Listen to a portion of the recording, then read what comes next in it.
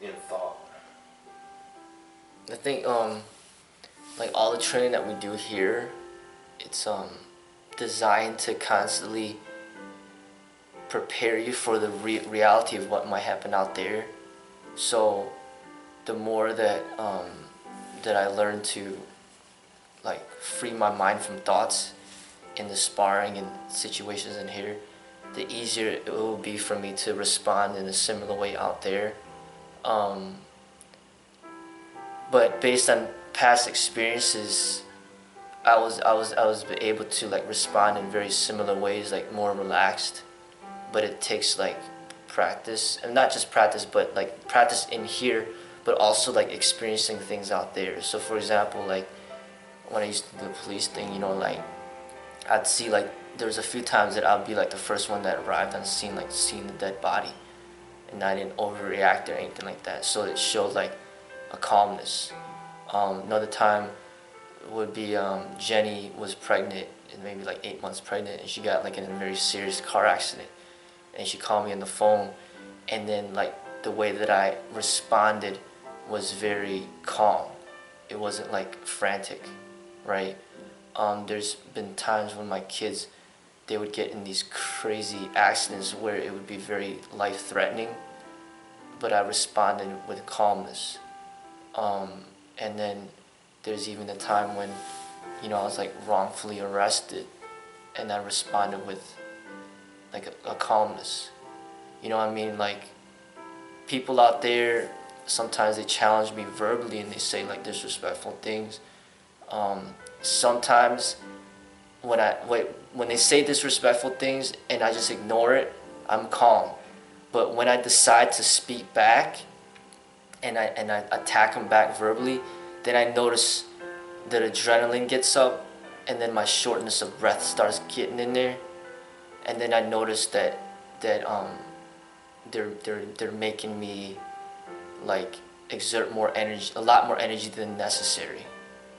So the more that you encounter different things, like life-threatening situations or stressful situations, and then you deal with it, like it just helps you get better at what you do. So even in here, when I was sparring against this one guy before, like I kicked him in the chest, and then he like stopped breathing for a while, and I actually thought he was gonna die, and then I kind of just like, in a way, like kind of freaked out, and I started like shouting profanities and everything.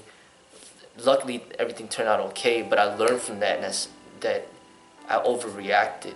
Like even if he was gonna die, me reacting that way wasn't helping anything. It actually made it worse. You know, so next time it happened, which another time later on it happened a couple of times where people got like serious, more like where it could have been like a very serious injury, I was calm.